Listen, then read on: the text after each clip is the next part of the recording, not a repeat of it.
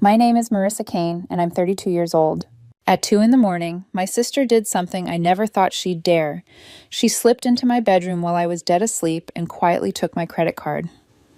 By sunrise, $15,000 was gone, funneled into a first-class trip to Japan and a shopping spree with our cousin. A week later, she came back as if nothing had happened, and my father said, "Stop pretending she would never touch your money." He didn't know that I'd been preparing for that moment for a long time. Before that night, my life had felt stable, hard-earned stable. I'd worked for years to get here, a career as a senior financial analyst, my own apartment downtown with floor-to-ceiling windows overlooking the city, a sense of security I could wrap around myself like armor. But my sister, Bella, 3 years younger and the uncontested favorite of our parents, had a way of cracking that armor without even trying. Growing up in a middle-class Boston neighborhood, my parents, Eleanor and Thomas, worked hard for us, but they never hid their bias, even if they didn't realize it. When Bella shattered our neighbor's window at 7, they called it an accident and told her she had a great throwing arm.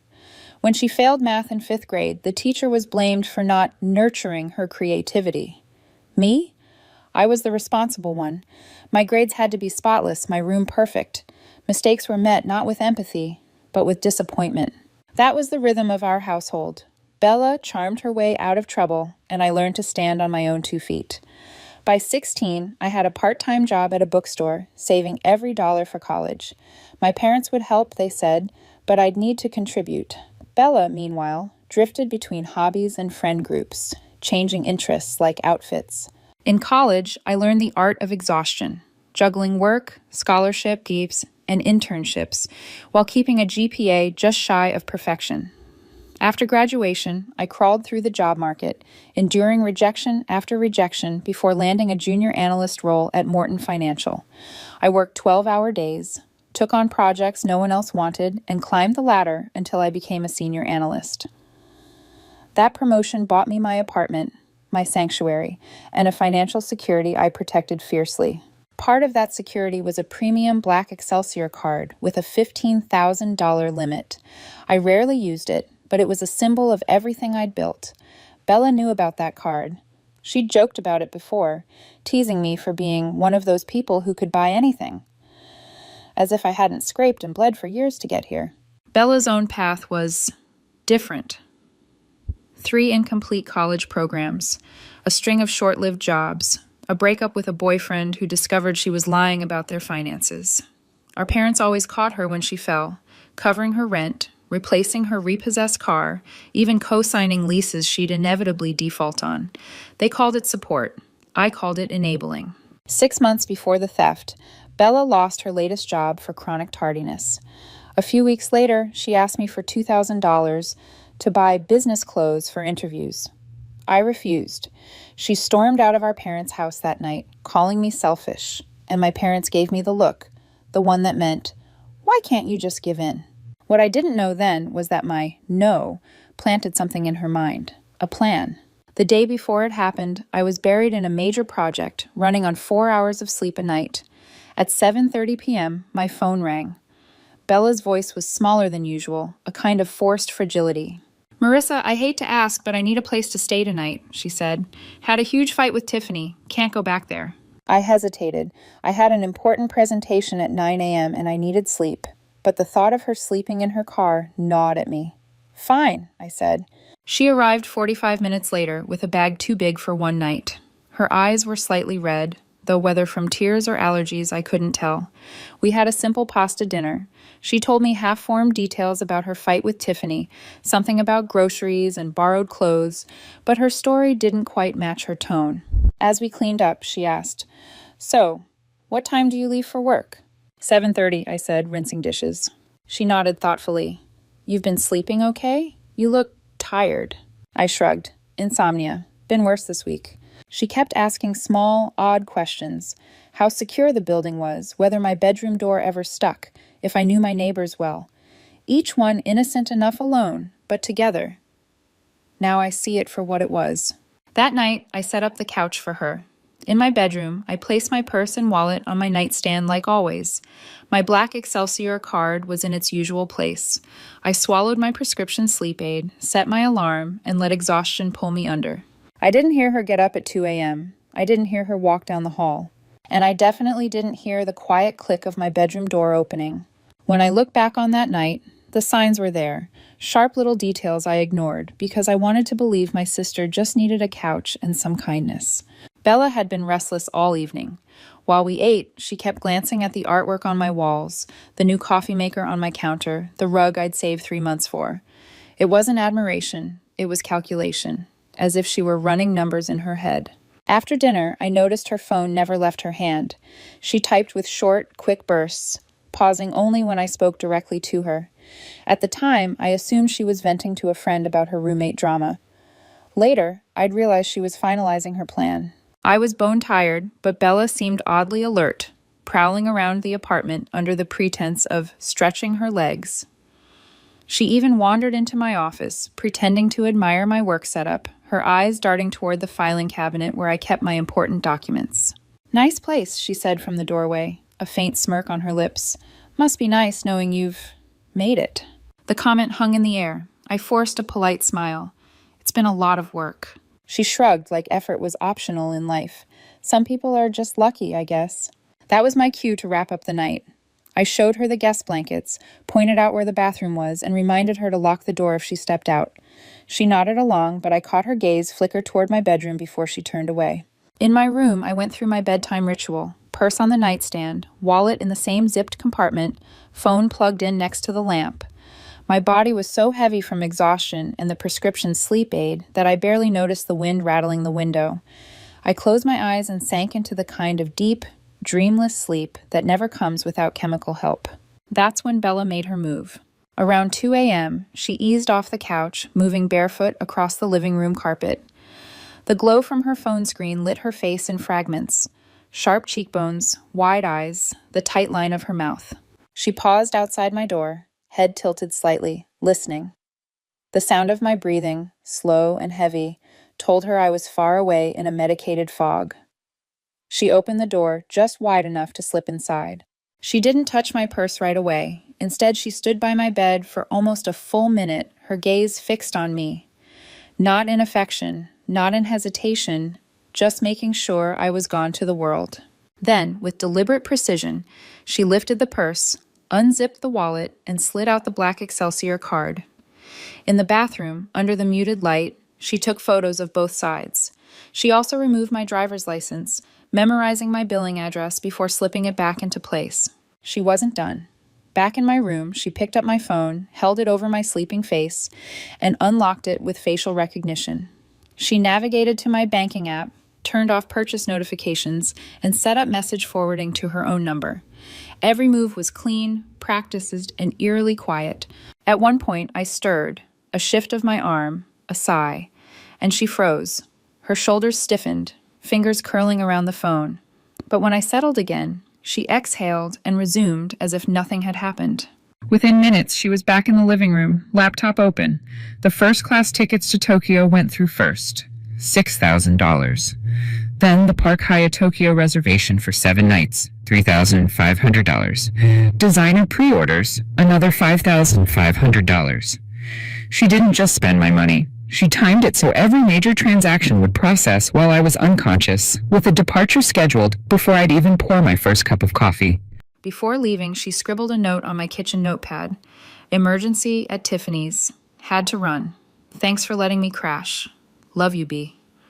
The pen left an almost imperceptible scratch in the paper, the kind you get when you're writing fast but trying to look casual. By 5:15 a.m., she was in a rideshare, the note left neatly on the coffee table, the blankets folded on the couch as if nothing had happened. She was already on her way to meet Olivia at the airport, boarding passes in hand. In my apartment, I slept, heavy, oblivious, defenseless. The first thing I remember is the buzzing. It wasn't my alarm. That familiar chime was still 45 minutes away, but a low, insistent vibration on the nightstand. I opened my eyes to the watery light of early morning, the aftertaste of sleep medication clinging to my tongue. My phone screen glowed with a stack of unread messages. The first one made my stomach twist. Excelsior card alert. Purchase approved. $6,000. International Airways. I blinked hard, reading it again. 6,000? I scrolled. Excelsior card alert. Purchase approved. $3,500. Park Hyatt, Tokyo. Excelsior card alert. Purchase approved. $2,800. Ginza Luxury Collections. Excelsior card alert. Purchase approved. $1,700. Tokyo Electronics Direct. Excelsior card alert. You have reached 100% of your credit limit. The room tilted. I sat up too fast, clutching my phone. My black Excelsior card was right where it always was. Zipped inside my wallet, in my purse, on my nightstand. How? The word came out as a whisper to no one. I called the number on the back of the card, my voice cracking as I told the customer service rep the transactions weren't mine. He was polite, detached, like he'd handled 100 of these calls before breakfast. We'll transfer you to the fraud department, ma'am, he said. While on hold, I noticed the guest blankets on the couch were gone, folded neatly, and there was a note. Emergency at Tiffany's. Had to run. Thanks for letting me crash. Love you, B. Something about the handwriting made my skin prickle, a little too careful, like she wanted it to be found. The fraud department rep explained the kicker. The transactions were verified via your phone. My phone? It's been here all night, I said. Yes, ma'am. The verification codes were entered correctly. The billing address matched your records. I set the phone down and opened the settings menu. Notifications from my banking app were turned off. Text forwarding had been toggled on and then off again. That's when I knew. I dialed Bella, straight to voicemail, again. Same. I tried Tiffany. Fight? Tiffany repeated when I mentioned it. What fight? She told me she was staying with your parents this week to help them with something. The knot in my stomach cinched tighter. My hands shook as I opened Instagram. And there it was, the photo that made my blood go cold. Bella, in an airport terminal, boarding pass in one manicured hand, arms slung around our cousin Olivia. The caption, surprise trip with my favorite cousin, Tokyo, first class. Posted 30 minutes ago. I didn't think. I called my parents, my mother answered, voice groggy. Mom, Bella stole my credit card info. She's charged $15,000 and is on a flight to Tokyo right now with Olivia. A pause. Then, defensive steel in her tone. Marissa, that's absurd. Bella would never do something like that. She posted about it on Instagram. Maybe she used her own card and the bank mixed things up, my mother said. I could hear my father in the background asking what was going on. He came on the line. Marissa, this is a serious accusation. Bella has her faults, but she would never steal from family. I closed my eyes. Dad, I'm looking at the charges, and the photo, and her boarding pass. Maybe you gave her permission and forgot, he offered. You've been stressed lately. That old familiar feeling rose, the one I'd carried since childhood, doubting myself, wondering if maybe I was wrong. But no, this wasn't a misunderstanding. I'm calling the police, I said. And for the first time that morning, there was silence on the other end. The local police station was busier than I'd expected for a weekday morning, the air thick with the scent of burnt coffee and damp wool coats. I sat in a molded plastic chair, clutching a folder I'd thrown together on instinct. Credit card statements, screenshots of Bella's Instagram post, and the note she'd left behind. After nearly an hour, Officer Garcia, a woman with tired eyes and a no-nonsense voice, called me back. This happens more than you'd think, she said, after I explained everything. Family fraud cases are tricky. A lot of people drop the charges once the pressure starts. I won't, I told her, surprising myself with the certainty in my own voice. She nodded, took my statement, and asked clarifying questions about how Bella could have accessed my information. I mentioned the phone, the forwarded texts, the card still in my possession. Garcia scribbled notes without judgment. Because the card was never physically stolen, this will be classified as identity theft, she said. Prosecution's possible, but be ready. Your family may turn on you before this is over. They already have, I thought. From the station, I went straight to my bank. In person, the fraud rep was far less sympathetic than I'd hoped. Since the security codes came from your phone, these look like authorized transactions, he said, tapping the desk with his pen. We'll investigate, but it could take up to 90 days. In the meantime, you're responsible for the minimum payment. 2 weeks until rent was due. utilities, insurance, and a dozen smaller bills waiting in line. Even with my savings, the strain felt like someone pressing a weight against my chest. And while I was calculating the damage, Bella was in the sky, sipping champagne. That afternoon, her trip began unfolding in real time across social media. An Instagram story from their first-class seats, Olivia clinking glasses with Bella, a geotagged post from the Park Hyatt Tokyo lobby, marble floors gleaming beneath their designer sneakers. By nightfall, there were photos of shopping bags stacked in their hotel suite, price tags still dangling. Olivia captioned one picture, "Best surprise ever from the world's most generous cousin. Blessed. Tokyo shopping spree." It was like they wanted me to choke on the evidence. I saved every post, every story, every scrap of proof. That evening, my parents called again. My mother's voice carried that falsely bright tone she used when trying to smooth things over. "We spoke to Bella," she said. "She says she won the tickets in an online contest, and Olivia's parents gave them spending money as a gift." I laughed, a sharp, humorless sound. "And you believe that?" "It's more believable than her stealing from you," my father said. "You need to drop this, Marissa. Don't ruin your relationship with your sister over what could be a bank error. A bank error, as if a clerical glitch had booked them into a $3,500 a week hotel." When I told them I'd already filed a police report, my father accused me of trying to destroy Bella's life. My mother started crying, muttering about how she'd failed as a parent. By the time I hung up, I had messages from half the extended family. Aunt Susan suggested I was jealous of Bella's free spirit. Uncle Robert asked if maybe I'd given her the card for an emergency. Cousin Taylor wondered if this was an overreaction. Only Uncle William, my father's brother and a realist, sent something different. "Have you spoken to a lawyer? Protect yourself, no matter what the family says." That night, I barely slept. Memories kept resurfacing. Bella smashing my science fair project when we were kids, opening my Christmas presents early, copying my college essay. Each time, my parents had told me to be understanding. Each time, my boundaries had been painted as the problem. This time, I wasn't going to let them rewrite the story. By the next morning, I had a plan forming. Not a complete one, but enough to steady the shaking in my hands. Stephanie, my closest friend since college, came over with coffee and breakfast sandwiches. She took one look at my face and didn't bother with small talk. She took it, didn't she? I nodded, sliding my laptop toward her. The photos, the charges, the note, all laid out like evidence in a crime drama. Stephanie's jaw tightened. "Your family's in denial because admitting this means admitting they've failed her, and you." Her bluntness was a relief. No coddling, no, maybe it's a misunderstanding. We spent the morning cataloging everything.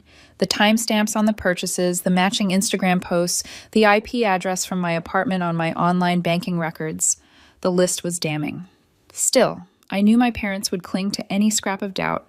I called Derek, a law school friend who specialized in financial crimes. His voice was calm but carried a weight. "Marissa, you have a strong case, but pressing charges against a sibling? That's nuclear. Family relationships don't always recover." I thought about Bella laughing in her Instagram stories, about my father telling me to drop it, about my mother's teary insistence that I was overreacting. "This isn't about the money," I told him. "It's about stopping the pattern." That evening, I got another wave of updates from Bella's trip. Sushi platters so expensive they came with a chef's bow, bags from high-end boutiques, selfies on Tokyo rooftops. What burned wasn't just the theft.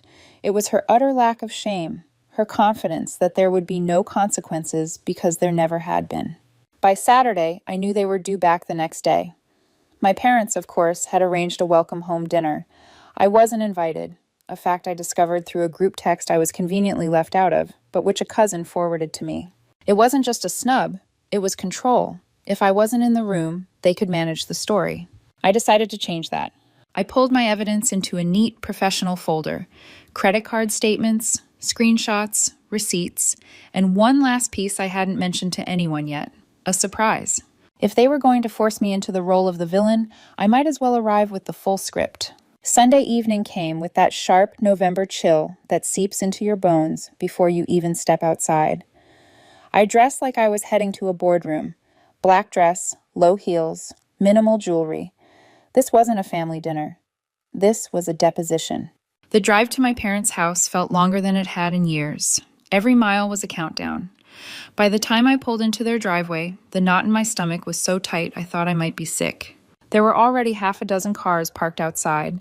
Through the dining room window, I could see everyone gathered. Aunt Susan's bright hair, Uncle Robert's plaid shirt, my grandparents seated at the far end. And there, at the center of it all, was Bella. Laughing, animated, unwrapping small gift bags she'd brought back from Tokyo like some benevolent queen returning from her travels. I rang the doorbell instead of using my old key. My mother opened it, surprise flickering into irritation before she masked it. "Marissa, we weren't expecting you," she said carefully. "I wouldn't miss Bella's homecoming," I replied, stepping past her into the foyer. The room went quieter than it should have for such a large gathering. All eyes shifted toward me. Bella froze mid-story, a delicate paper fan in her hand. For a fraction of a second, her smile faltered, and I caught the flicker of something. Not guilt exactly, but the sharp awareness of being cornered. "Marissa," she said, brightening artificially. "I didn't know you were coming. Look, I even brought you something." "How was Tokyo?" I asked, my voice steady. $15,000 worth of luxury must have been quite an experience. The temperature in the room seemed to drop. My father stood from his chair. "If you've come to cause a scene—" "Actually, Dad," I cut in, "I think the whole family should hear this. Since most of them have already heard about my ridiculous accusation, they might as well hear the evidence too." Bella laughed nervously. "I don't know what you're talking about. We won the trip in an online contest. Tell her, Olivia." Olivia, sitting 2 seats away, gave a quick, jerky nod. "Yeah. Bella entered some travel giveaway. Super lucky." My mother stepped between us slightly, her hands raised in that peacemaker gesture she'd perfected over the years. "Let's not do this now. Bella and Olivia just got home. They're tired." "Misunderstanding," I repeated, pulling the folder from my bag. "Is that what we're calling theft now?" Bella's voice took on that trembling, wounded edge that used to fool me. "I don't know why you're doing this. It hurts that you'd accuse me of something so awful. You're my sister." Aunt Susan murmured sympathetically and put an arm around her. My father's face hardened. "That's enough, Marissa. We will not let you attack your sister with baseless accusations." I took a slow breath and laid the first document on the table. The police don't seem to think they're baseless, and neither does my bank. It was the credit card transaction log, complete with timestamps and the originating IP address. "Here's the purchase for 2 first-class tickets to Tokyo, made from my apartment building's Wi-Fi network at 2:47 a.m. last Sunday." Murmurs rippled around the table. Bella's smile thinned. I laid down the next sheet, screenshots of her Instagram post, time-stamped to match the transactions. "Here's you at the airport at 6:15 a.m., champagne in hand, captioned, 'Surprise trip to Tokyo.'" My father's color drained slightly, but I wasn't done. I set down the hotel confirmation, addressed to bella.kane93@gmail.com.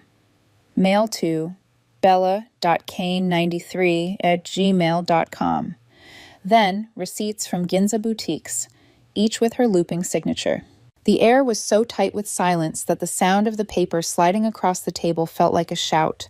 Finally, I held up a small flash drive. "And this," I said, "is the security camera footage from my building. Would you like to see who walked into my bedroom at 2 in the morning?" That was when Bella's expression truly cracked. Bella's eyes darted around the room like a trapped animal, searching for an escape. The fan she'd been holding trembled slightly in her hand before she set it down with forced care. "She said I could use it," Bella blurted suddenly, her voice rising. "Marissa told me I could use the card as a thank you for helping her with a work project." The room shifted, heads turning from her to me, then back to her. "I never said that," I replied evenly. "Well, she didn't say it directly," Bella amended quickly, her cheeks flushing. "But she implied it, and she owes me for all the times I've helped her." I opened my mouth to respond, but Olivia's voice, soft and nervous, cut through. "You told me she gave you the card as a birthday gift," she said, eyes wide. "You said it was already arranged between you two." Bella shot her a glare sharp enough to slice steel. "Shut up." Olivia looked down at her lap, but kept talking, maybe realizing the tide was turning. "You woke me up at 4 a.m. and said we had to pack for Tokyo because your sister had surprised you with tickets. I didn't know they were stolen." The word stolen landed heavy in the air, impossible to explain away. My mother's hand flew to her mouth. My father's voice, when he finally spoke, was low and tight. "You went into her room while she was sleeping?" Bella's lip trembled, her old fallback move. It was just borrowing. I was going to pay it back. Marissa has so much money. She wouldn't even miss 15,000. That casual entitlement, that assumption that my hard work was hers for the taking, seemed to finally pierce the armor my father had worn around her for nearly 30 years. His shoulders sagged, and for a moment he looked older than I'd ever seen him. Before anyone could say more, the doorbell rang. My father, still moving on autopilot, went to answer it. When he came back, Officer Garcia was standing in the doorway, her notepad tucked under one arm. "Miss Kane," she said, addressing me formally, "I received your message about additional evidence to add to your statement." Every eye in the room swung toward her. The presence of a police officer shattered whatever illusions my parents were still holding on to. This wasn't a family disagreement anymore. This was a criminal investigation. Bella's composure crumbled entirely. "You can't do this to me," she cried, looking frantically between our parents. "Tell her she can't do this. A criminal record will ruin my life." My father's voice was quiet but final. "Bella, this is beyond us now." For a split second, Bella just stood there, stunned, as if she couldn't process that my father had actually said it. Then the panic kicked in full force. "You're really going to let her ruin my life over a mistake?" she shouted, her voice cracking. "You've never turned your back on me before." My mother stepped forward, desperate, her hands clasping mine. "Marissa, please. She's your sister. We can work this out as a family. We'll pay you back. Just don't do this." I looked at her, really looked, and realized this was the same reflex she'd had my whole life. Patch the damage, protect Bella from consequences, keep the peace at any cost. Only now, the cost was mine. "How would she pay me back, Mom? She hasn't kept a job longer than 6 months in her entire adult life. Every time she messes up, you and Dad bail her out. That ends tonight." I turned to Officer Garcia. "I'd like to formally press charges for identity theft and credit card fraud, and I have all the supporting documents right here." Bella lunged toward me, eyes blazing, but my father caught her arm and held her back. "Don't make this worse," he murmured. Officer Garcia remained calm, stepping between us. "We'll need to take a statement from you as well," she told Bella. "You can come with me now, or we can do this downtown." Bella's voice wavered between fury and fear. "You're ruining my life over money. Is that all I am to you? A dollar amount?" I met her gaze steadily.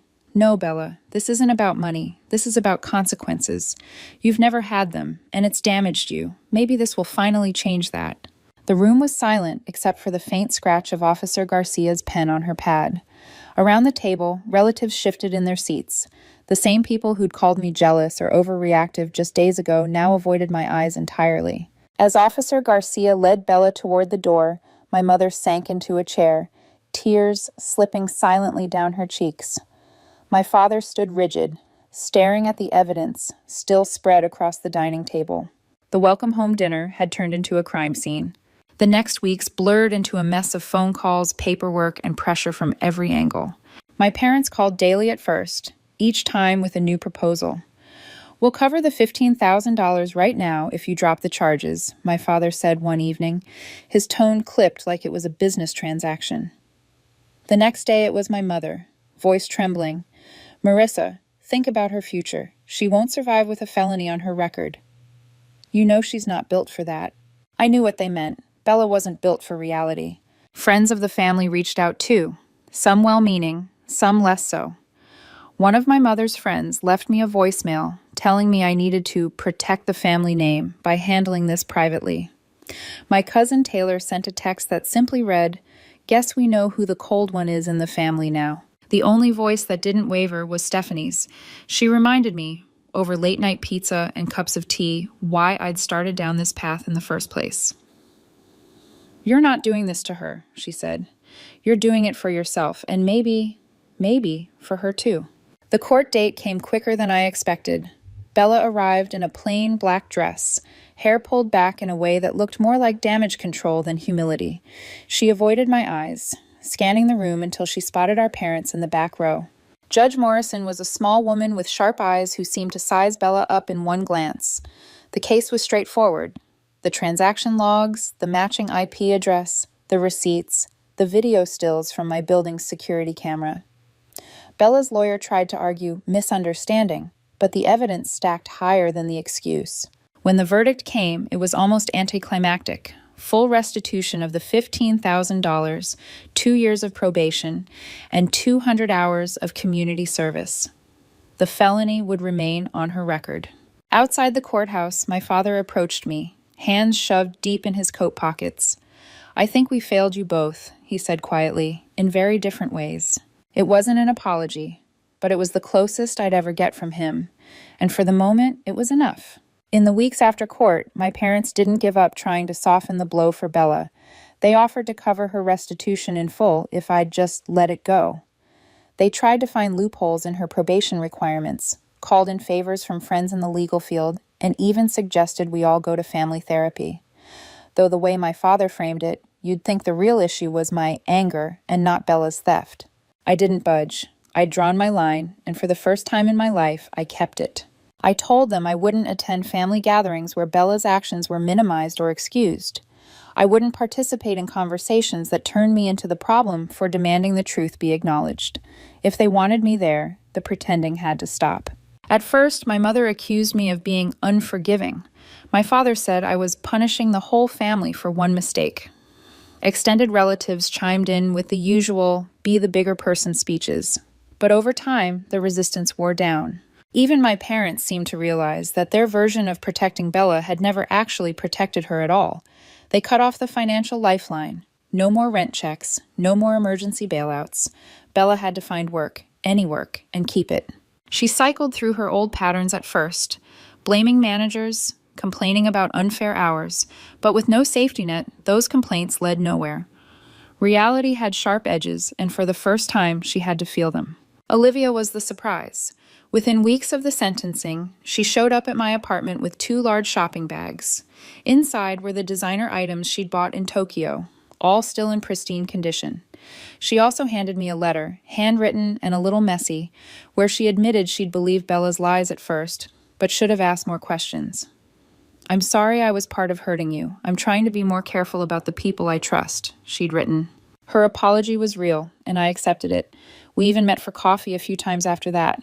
As for me, I started therapy with Dr. Marshall, a woman with a voice so calm it made me want to exhale every time she spoke. Week by week, we worked through the mess. Not just the theft, but the years of smaller wounds that had come before it. The times my needs were treated as less important. The moments my reality was denied. The 1,000 tiny cuts that had left me doubting myself. Dr. Marshall called it unlearning the family script. And for the first time, I realized I was free to write my own. Dr. Marshall suggested I join a small support group for victims of family financial abuse. At first, I resisted. I didn't want to sit in a circle with strangers and compare wounds like war stories. But when I finally went, something shifted. There was a man whose brother had drained their joint inheritance without telling him, a woman whose parents had taken out loans in her name when she was still in college, another who'd co-signed for her sister's car, only to be saddled with the payments when it was repossessed. Different faces, different stories, but the same hollow betrayal. Hearing them talk, I felt less alone. And when I saw those further along in their healing, I realized there was a way through this, not just to survive, but to rebuild. Stephanie, as always, was my anchor. She never let me forget that my boundaries weren't just self-defense. They were a kind of tough love that my family had never practiced. "Real love doesn't mean protecting someone from the consequences of their actions," she said over Sunday brunch one week. "Sometimes it means stepping back and letting the crash happen." Professionally, I started to channel my experience into something useful. I worked with my firm's community outreach program to design a workshop on identity theft prevention, not the generic kind you find in pamphlets, but with a section specifically on protecting yourself from family. The uncomfortable truth was that this kind of betrayal was far more common than people wanted to admit. Months passed. The immediate sting of Bella's theft dulled, replaced by something steadier, a kind of wary calm. I could think about her without my chest tightening, but the trust between us was gone. The bridge burned clean through. Then, in early November, an invitation arrived from my father, Thanksgiving dinner at their house. Underneath, in his neat block handwriting, a single line, "Bella has something she wants to say to everyone, especially to you." I wasn't sure if it was a trap, a peace offering, or something in between, but I decided to go, not for her, for me, to see if there was anything left to salvage. Thanksgiving afternoon, I drove to my parents' house with a pie balanced on the passenger seat and my guard firmly in place. The air inside was different from the gatherings I remembered, quieter somehow, the laughter cautious, as if everyone was afraid of saying the wrong thing.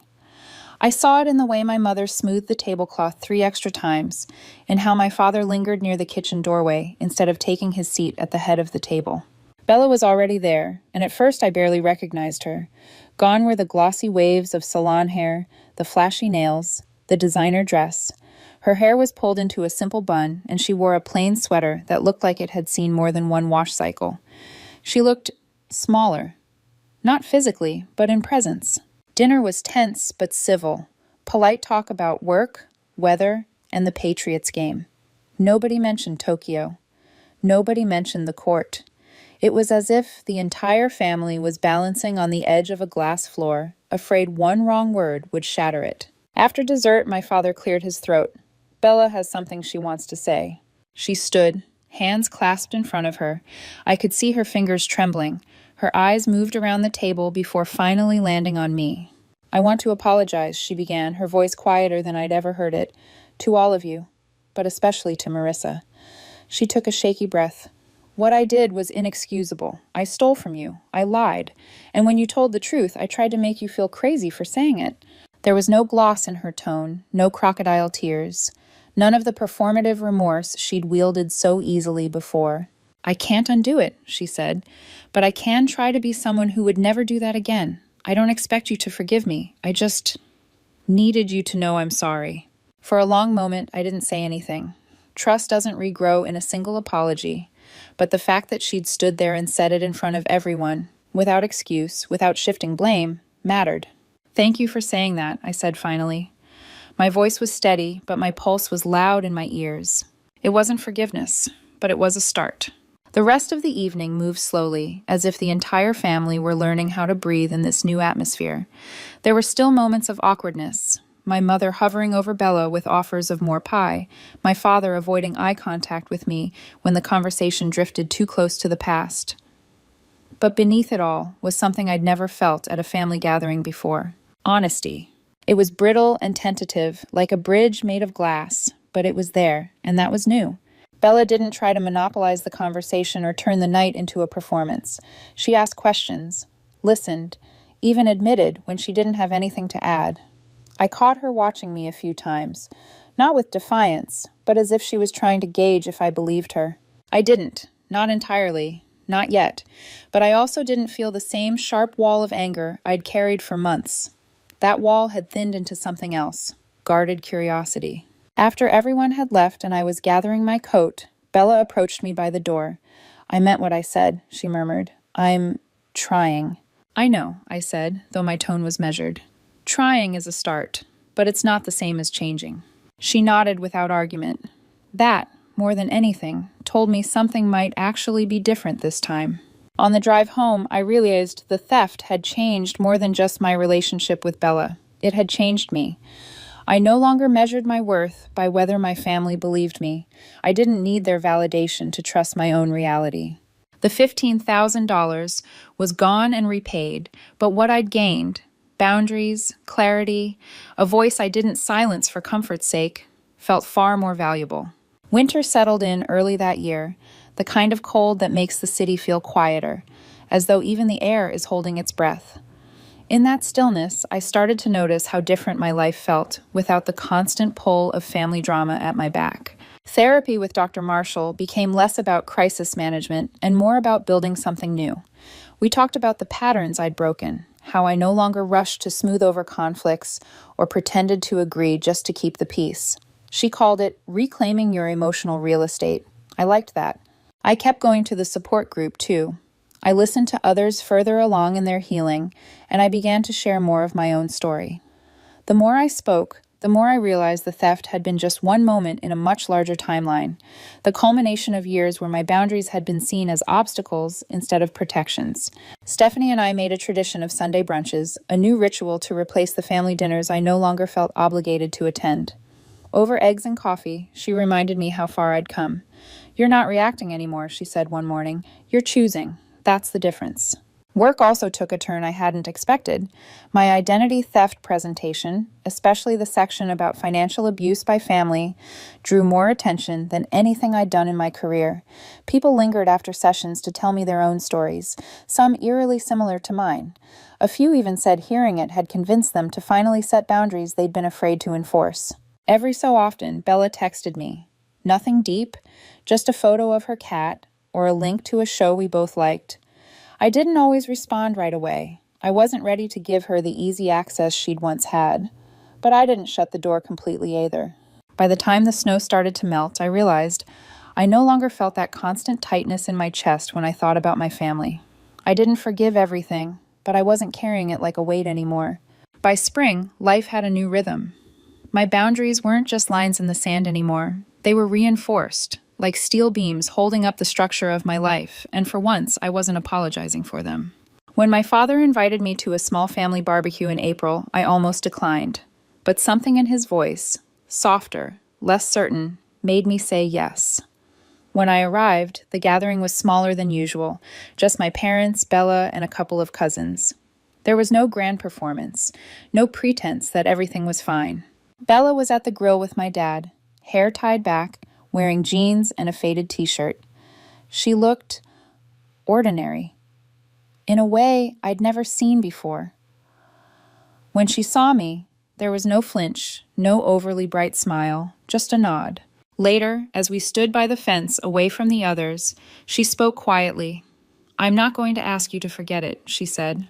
"I know I can't undo what I did, but I am trying to be better, Marissa, not just for you, for me." I studied her face. For the first time, there was no angle, no performance, just tired honesty. "Change takes more than trying," I told her. "It takes showing up differently, over and over." "I know," she said, and I believed her, not completely, but more than before. Driving home that evening, I thought about how much had shifted since that night she crept into my room. The money was gone and returned, but what I'd gained had no price tag. The certainty of my own truth, the ability to hold my ground, and the freedom from needing my family's belief to validate my reality. Sometimes the worst loss you suffer is the one that finally teaches you what you're worth. And once you know that, no one, not even family, can take it from you again.